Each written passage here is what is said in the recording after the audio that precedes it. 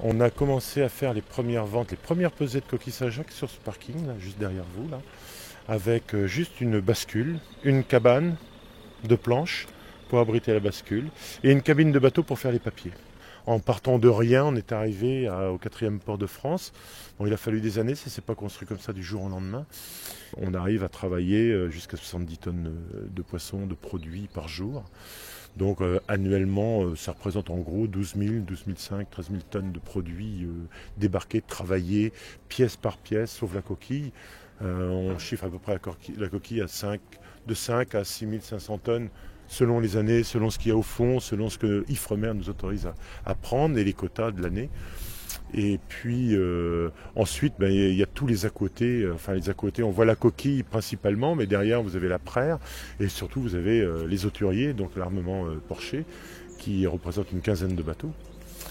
Et donc, à lui tout seul, pour Erquy, nous fait travailler 30 personnes au niveau de la crèrerie d'Erquy. Et on arrive à produire, je dirais, de 40 à 80 tonnes de poissons, selon les semaines, selon l'époque, selon la saison. Et le service je dirais, est constant. Jour, nuit, week-end compris, jour de fête. On est peut-être, je dirais peut-être, je sais pas, peut-être une des seules de crier en France à faire ça. On se rend pas compte, c'est vrai, quand on se promène sur le port, moi c'est ce que je me donne quand je viens faire ma garde le dimanche, je vois cette porte fermée. Et on s'imagine pas tous les horaires, toute cette manutention, tous ces produits qui ont été brassés, qui ont déjà été consommés, qui sont déjà sur les étals, qui sont partis à l'autre bout du monde peut-être. Derrière cette petite porte blanche, quoi. Derrière ce petit cul-de-sac du port, on voit le manège des smirmorgues, des transporteurs, des marieurs. Quand le soleil se lève au-dessus de la chapelle des marins, ça commence à repartir. Les gens commencent à se lever. Et nous, on a déjà fait plus de la moitié de notre journée. Donc nous, on glace, on filme, on met sur Palette Europe. Et tout ça, c'est du travail. Bien sûr, c'est chiffré pour l'acheteur à l'extérieur. Mais tout ça, c'est une équipe qui fait ça. Et puis, voilà, il faut. Alors, quand les transporteurs arrivent, il faut que tout soit prêt, quoi. On enchaîne sur un autre métier, on a fait le tri, on a contrôlé nos catalogues, on prépare la vente se déclenche, on manutentionne par marieur, on paletteise, hop, tac, on charge les camions au fur et à mesure. Mais après, il y a un autre métier, il faut préparer les achats des internautes. Donc les transporteurs arrivent à 7 heures, avec des bacs vides de la veille, il faut les décharger, il faut préparer leurs palettes très vite, les filmer, glacer bac par bac, refilmer, et hop, charger.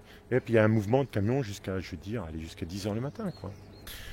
Il faut préparer aussi les camions qui vont partir dans la nuit. Donc il me faut 4 à 5 000 bacs tous les jours.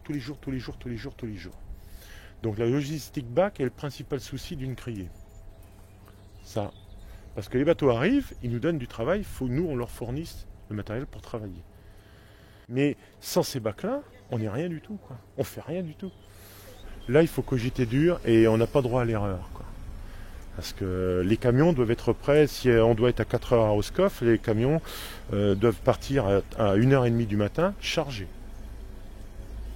Donc pendant que ces camions-là seront sur la route, moi mes gars de nuit vont travailler. Il en faut une logistique au niveau bac, palette, pour avoir du travail propre et correctement fait le lendemain matin. Mais il faut déjà penser à la prochaine nuit. On intervient quand il y a beaucoup de tonnage la nuit, nous on intervient avec une équipe, même toute l'équipe.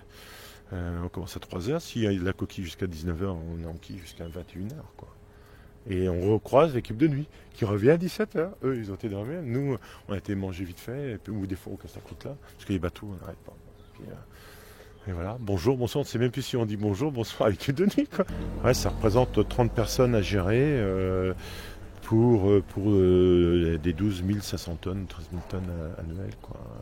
Quand vous voyez admettons 50 tonnes, en gros dans 4 camions, quand vous commencez à décharger, vous voyez les bacs pleins et qu'il va falloir prendre poisson par poisson, les calibrer un par un, les regarder des yeux jusqu'à la queue, voir s'ils n'ont pas blessé, s'ils ont une certaine qualité. Donc ça aussi, il y a une notification sur la qualité. Le coup d'œil fait que on voit que ça va pas, c'est le haut de gamme, c'est un poisson qui est un petit peu fatigué. Et puis voilà, c'est le travail. Et voilà, Donc on a cette satisfaction quand on a un maillot, il dit ouais, le cabillaud est nickel, vraiment. Le pêcheur, bien sûr. Nous on l'a caressé en dernier, donc on prend un petit point, même si c'est qu'un petit point, on se dit on a fait du bon boulot, quoi. Et on sait que ce cabillaud, même quand on l'a dans les mains, on prend un pépère d'une quinzaine de kilos qui est bien dodu, qui est un vrai petit cochon des mers. Je dis c'est magnifique, quoi. Je dis je dis la personne qui va l'avoir dans l'assiette, il va avoir un produit haut de gamme, quoi. Quand on le met dans un bac, on le met délicatement, presque comme un nourrisson, quoi, en fin de compte. Parce qu'il est tellement beau, on a des produits qui sont virés dans le dernier trait, qui ont été viscérés, saignés par vraiment des professionnels. Et quand on l'a dans nos mains pour lui donner un jugement de qualité, sa taille et tout ça, c'est plus que de la passion, quoi. On arrive, c'est un nouveau-né, on le met délicatement, parce que. Et le bac là, à la limite, on le met à part. On le met tout seul pour que ça fasse un flash pour un mariage ou un grossiste, quoi. Et puis on se loupe pas, parce qu'il y en a il y a des anciens qui voient bien ce qu'on fait, quoi. Et du premier coup d'œil, bim, ils appuient sur l'enchère, ils s'en fichent du prix, parce qu'il est déjà vendu. On le sait, nous, d'avance, que telle personne va acheter tel produit qu'on voit déjà. Dans les 50 tonnes, il y a un pag, une dorade rose, une espèce qu'on n'a pas à la période là. Il n'y a qu'une espèce qui fait 3-4 kilos. On sait qu'elle est déjà vendue. Alors si on la biche bien, qu'on lui enlève toute la graisse, on sait que là, il va y avoir du chiffre. Donc on est déjà heureux de la mettre dans le bac. On est heureux de le mettre à la vente.